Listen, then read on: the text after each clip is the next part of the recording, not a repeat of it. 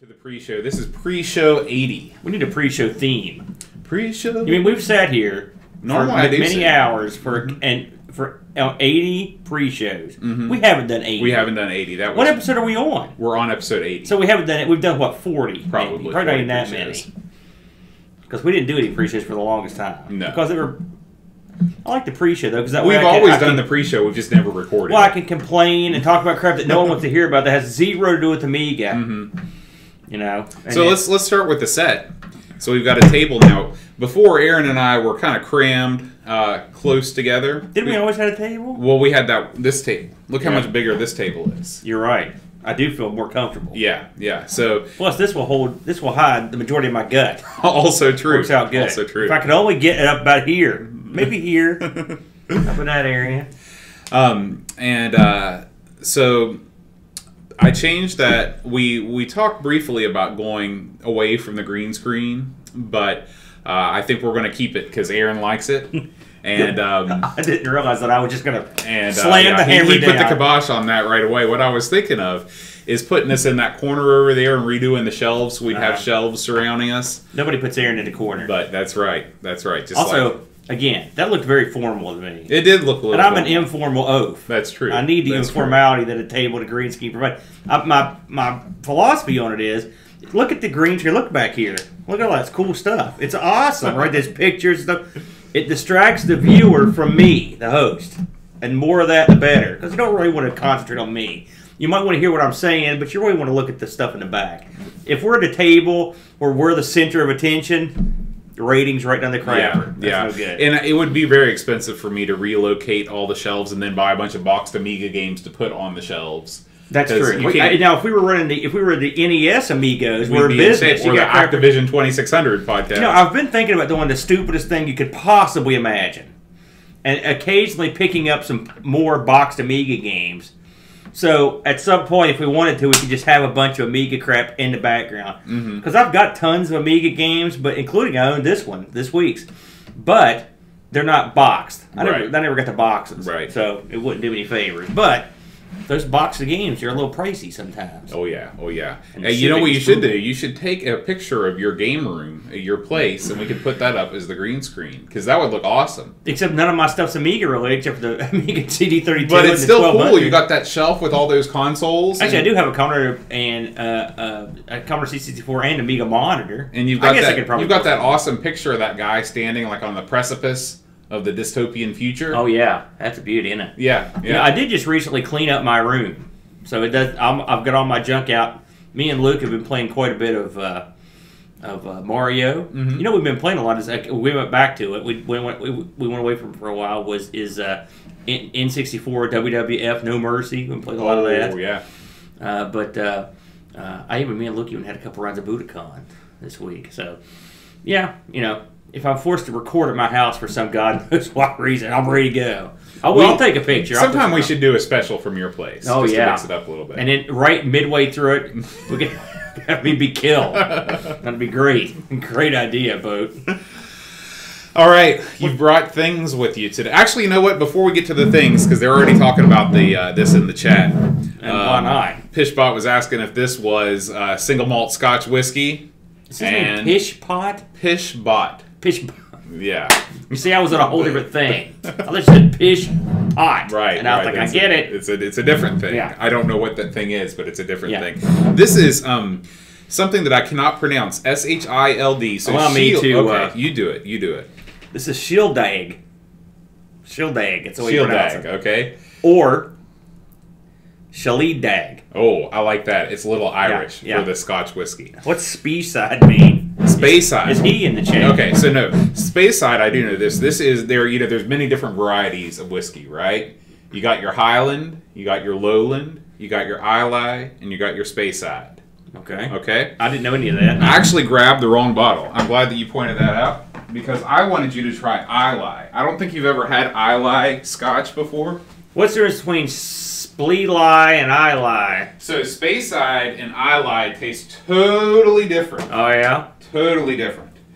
You got a lot of booze over there, Boat. I know. Oh, it's over there by the computer where I can drink from the bottle. You were drinking at the computer and drinking this while doing Amigos plays? That's all I do.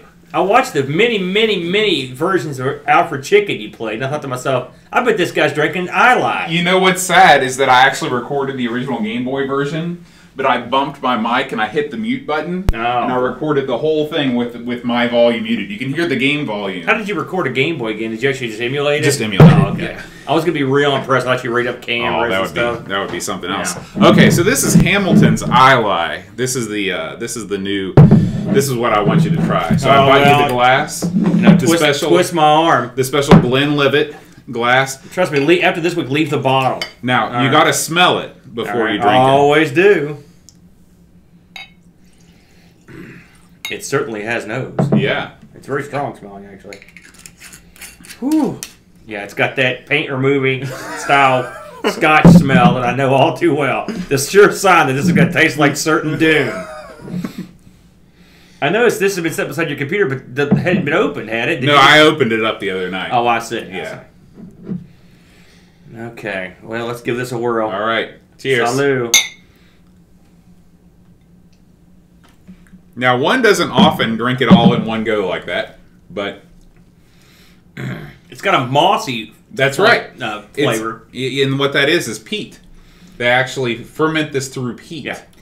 It's not good.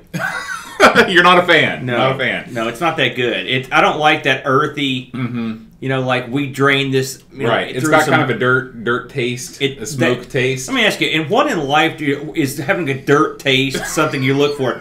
Man, I wish I could get a drink that tastes like dirt. We'll go drink mud. Boat would be my response. Here's literally mud in your eye.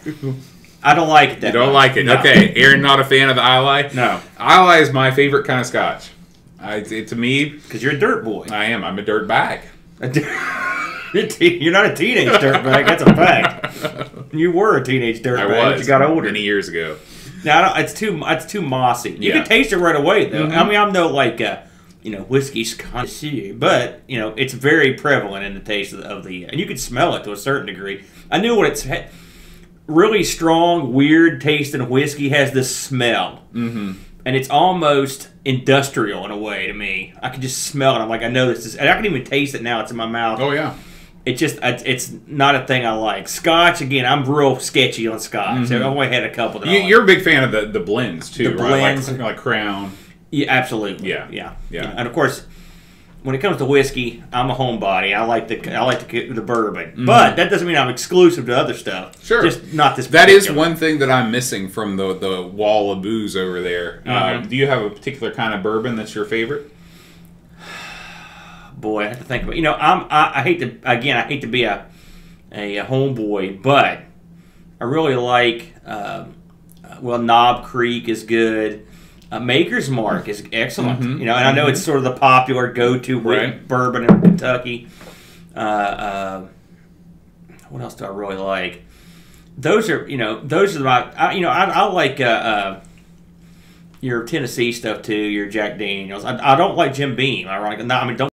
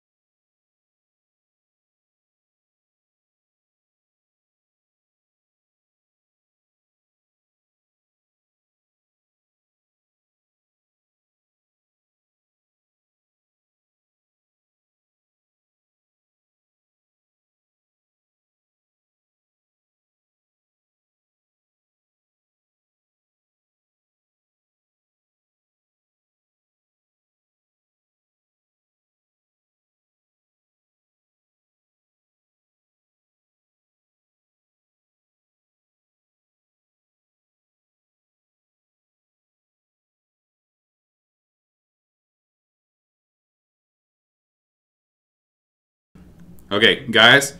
We realize that the thing is frozen. Chris Folds, hello.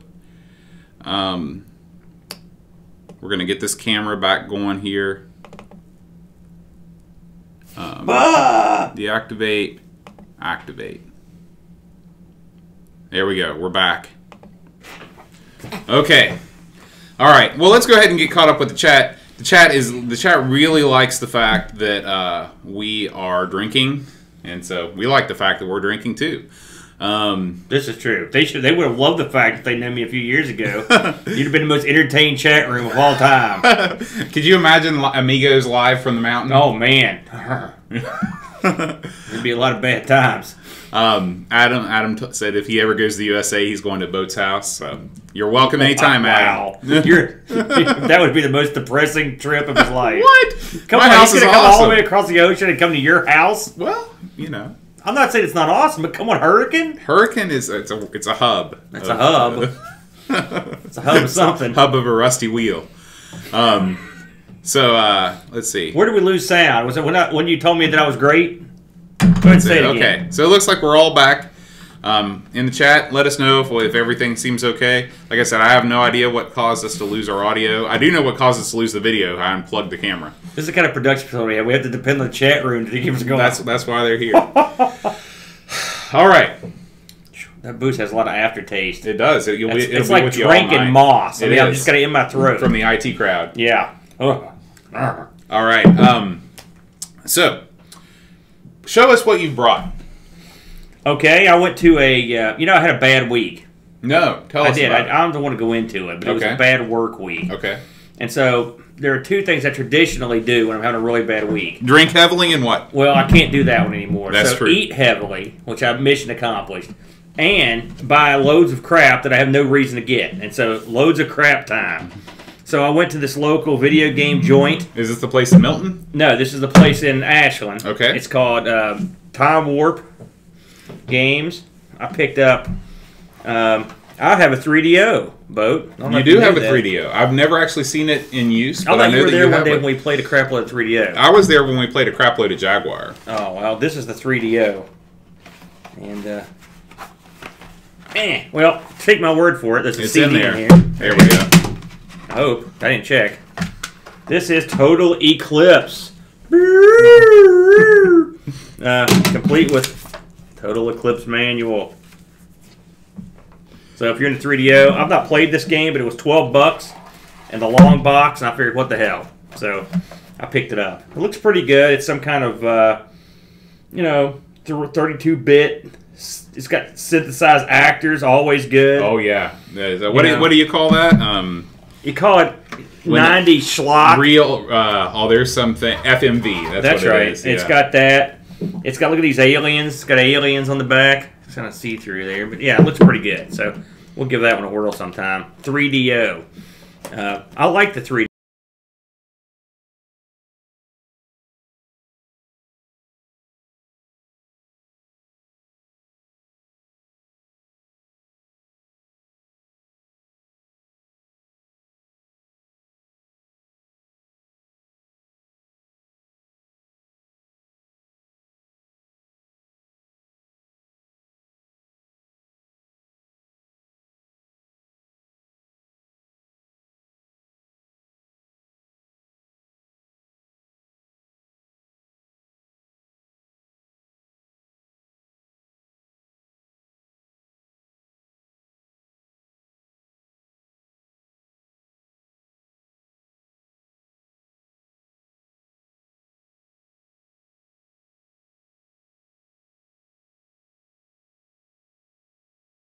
To remember, all right, guys. I am going to attempt to close OBS and restart it, and hopefully that will solve this mic issue. I mean, we've recorded for weeks with this mic. I know the picture's frozen. I'm going to stop the stream, restart, and we'll go again here. Stand by. Stop doing that to me. Yeah. I'm going to add audio input capture. We're just going to add and do that, and then I'm going to mute the mic.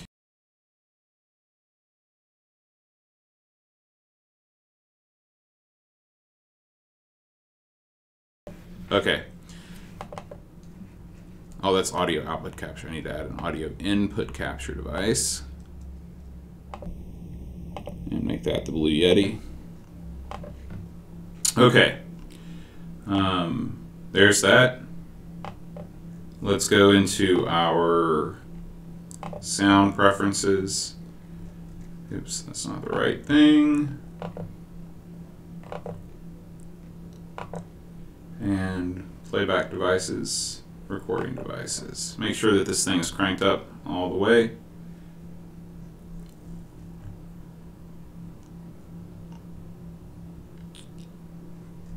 Let's close BattleNet too. I can't be doing anybody any favors. Okay, and then properties, levels, make that 100. Okay. So, where were we?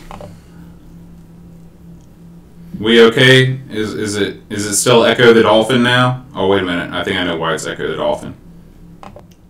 Okay, how about this? Are we good here? Pre-show, it's the best. Just start over. Can you start over the pre-show? You can't, right? Well, I mean, we can start over. No, for God's sakes, no. Let's not start the pre-show. Okay, it's better now? Okay. Okay, so what I did, for those of you that are wondering what's happening, is I set up a new audio input capture device, and instead of using the mic thing, doing that instead. So, anyway, yeah, Chris, we're going to talk about Retro Revival in May. So, on the show. So, okay, we're going to talk about it in May. The day before it happens, we're going to bring it up. Okay, so we talked about the disk drive. The disk drive has not been tested. Do you plan on ever testing it, or do you want to just? Well, the funny thing is, we do have some C64s sitting around, but hey, $10. This thing was marked down from $70, so I was like, I waited. He's got another one there for $25. It's an off-brand C64, but I may pounce on it as well. I don't know what I'm going to do with it. I have no use for it, but hey, what the hell? Yeah, So why not? And another what the hell? This is because I had never seen one in the flesh. This, I told you what this is, didn't I? No.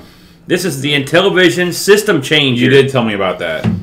That is a wacky device. I don't know how widespread the Intellivision was worldwide. I don't know. Chat, was the Intellivision a big thing in the UK? I don't think it was. Or in Scotland? Scotland is the UK. I knew that, really. The Intellivision is I like the Intellivision for a lot of certain games, sports games in particular. Yeah, baseball, football are tremendous. Night Stalker, Beauty and the Beast. Mm-hmm. And Advanced Dungeons and Dragons. There's a few others that are really good. Oh, and Astro Smash. It's got a lot of good games. So I have a ColecoVision, and I have what's called System Expansion 1, which is a doodad that fits on the front of the box in the expansion slot that gives you the ability to play Atari 2600 games on your ColecoVision. It's got joystick ports. You plug in your 2600 sticks. You're good to go. Mm-hmm. Right? This is the Intellivision equivalent. Now, it's a neat looking device. Yeah, it looks very. Well, I cleaned it up. It was really nasty. Was it? This plugs into the cartridge slot of the Intellivision, and then if you're familiar with the Atari, you've got your difficulty switches, you've got your game select, and you get your reset your cartridge slot. The funny thing about this thing was it was made for the Intellivision 2. The Intellivision 2 was sort of a cut down, cost cut but better version of the Intellivision that had removable sticks. It was a little bit better overall, and this was made for it.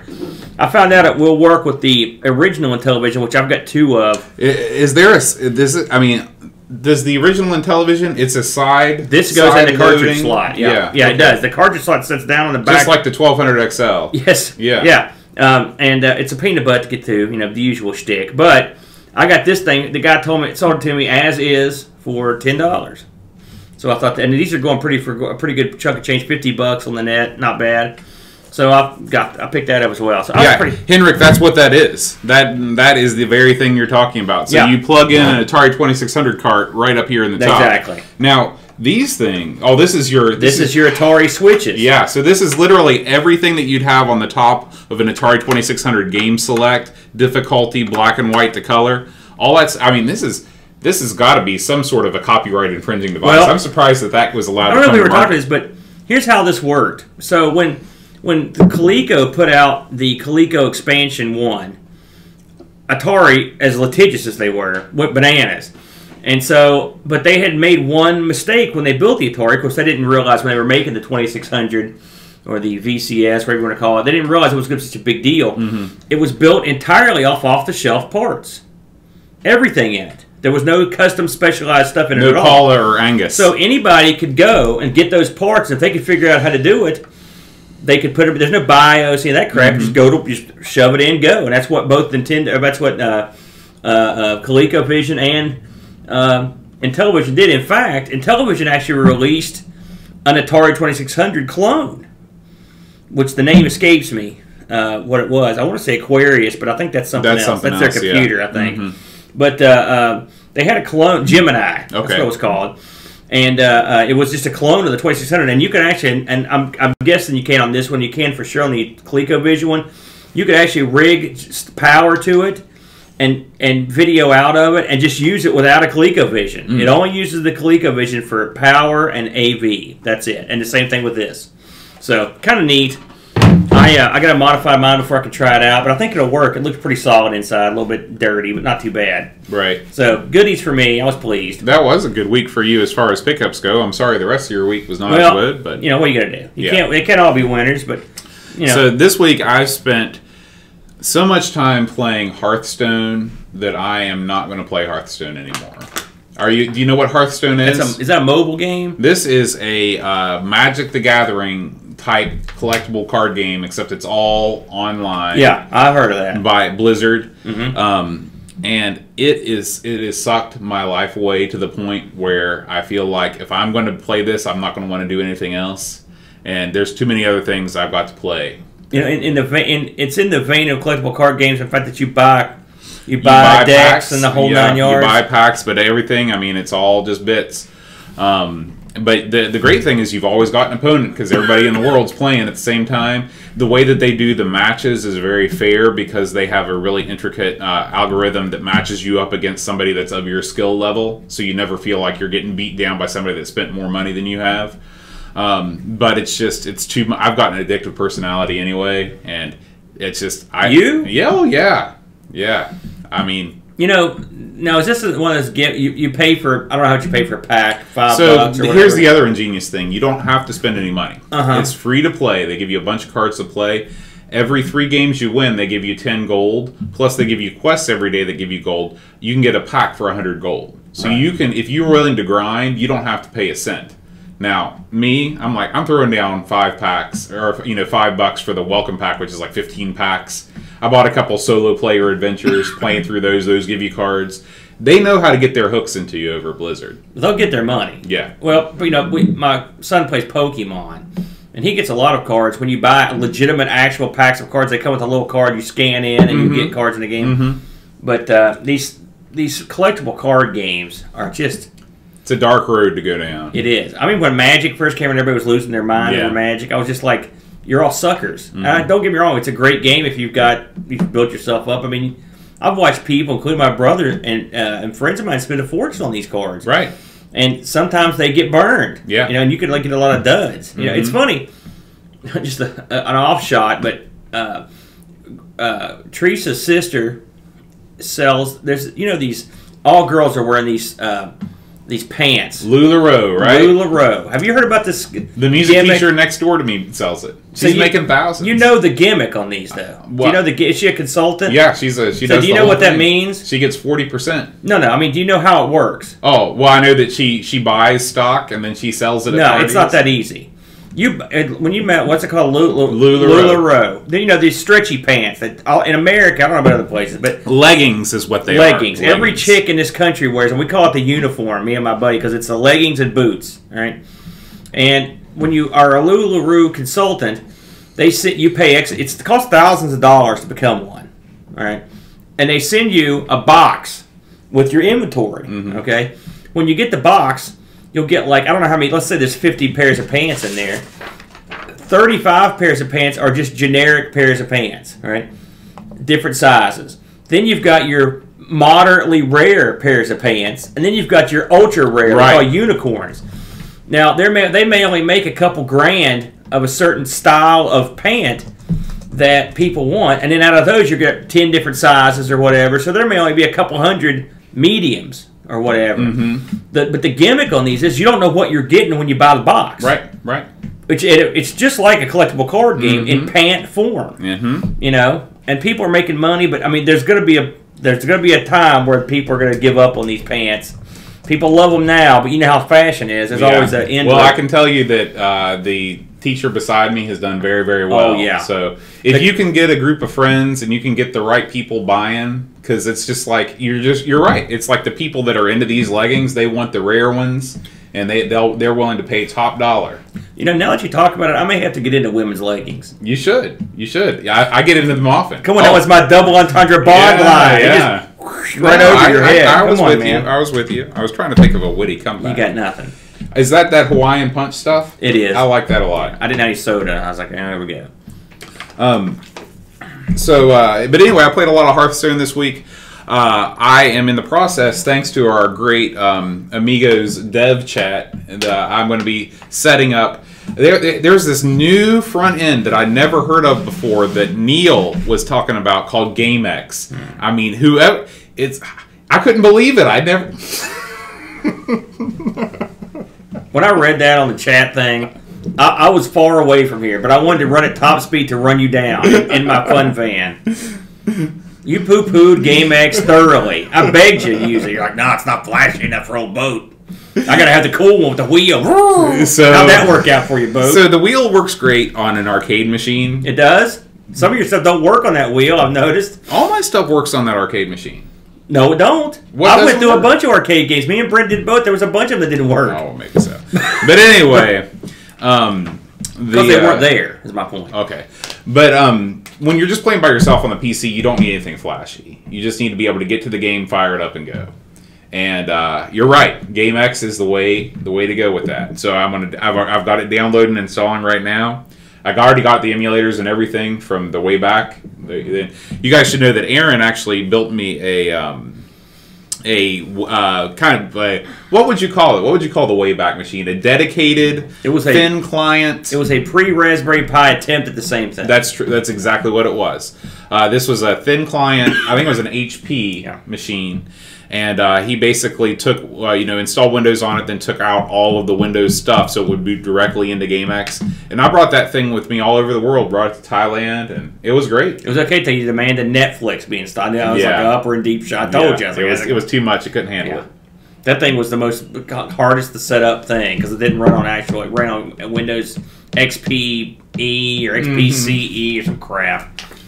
It was a good gimmick. Yeah, it worked okay. Yeah, but it's been replaced by Yeah.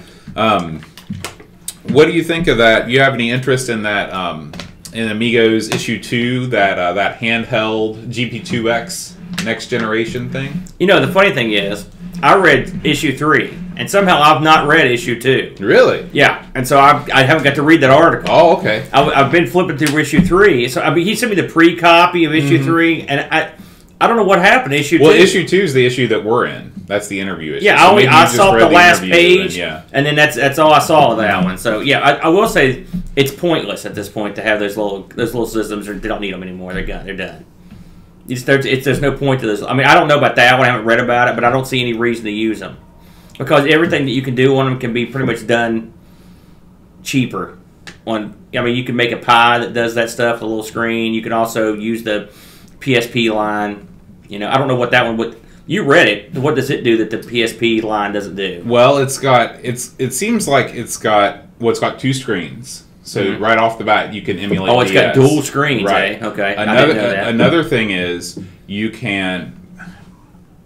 Is that true? Did I just make that up? Fact check. I don't know if that's true. But it's got a clamshell design like a DS. It's Android based. So not only can you do all your normal stuff with the emulation, but you've also got an Android machine. that you So got all if it's those Android stuff. based, then I really don't see the point of it because I can just use my phone. Now, if it's two screen, yeah, I'll Does give you your that phone one. have dual analog sticks? It can quite easily. Really? They've been playing little doodads to put on your phone. So I guess it depends on like things you hold the stick and the phone hooks in. Yeah, you've got kind of a high end phone, so I can understand why that wouldn't be the case. But like if you've got sort of your beater $50 phone and you want something that costs, I think this costs $150. But you're right. If you have a phone of any consequence, it's hard to justify. And again, if it has two screens, that's one thing. I'll give you that one. But if you've got a PSP like Vita or something, it's probably just as fast, if not faster. So Neil says it runs all the emulators. It's great and it fits all in your pocket. So I guess it just depends on. Is it dual screen, Neil? It's not dual screen. Okay. Yeah. So. Hey, the GP2X, when I got it, it was awesome. Mm-hmm. I was like, wow, I can play this stuff on the road. I was playing Map Mania and stuff. Right. But the problem with the GP2X line and the stuff that came after it, it ate batteries. Now, because it was pretty kind of lithium ion. If this battery, thing right? is super good on batteries, that's a selling point. I don't know. I'll read the article this week and get back to you. Yeah. So we'll I had court this week, and so between that and driving, I was pretty much tapioca for the majority. What of the were week. you like in court? Did you wear the suit? Well, I did wear the suit. I got there an hour or half hour early, showed up, sat down, talked to the attorney, sat there in the gallery, watched all the dipsticks roll by, and then when it was time for my case to get called, they took a break. So I waited another 15 minutes. My case got called, and the attorney walked back to me and said, "Yeah, we're not going to need you." I was like, "Adios." Strutted out of there. I was sort of pissed off, but yeah, what are you going to do? Still, all in a day's work. And especially I've studied for everything and got myself mentally prepared. Well, it's never, you might be called back at some point in the future. Oh, thanks, both. Jesus. All right, we're going to go ahead and stop the pre-show and start the real show. This time. So yeah, the stream is going to stop for a few seconds, and then we'll come back on because I just need to reset the game clock here. Now, much like wrestling, whenever we come back on, we need everyone to cheer and chant USA or chant Amigos. I guess you wouldn't chant USA, but you get the point. And then that's what they do at all the house shows you go to. Where we're going to film this for TV. I just went and saw the Hardys last week, and it was that they had to get it fired up you had to get you fired up to be on TV. So that's what we want in the chat room. People screaming, throwing babies, the whole 9 yards. All right, guys, we are going to stop the stream. Just hang tight, and we'll be right back. Adios.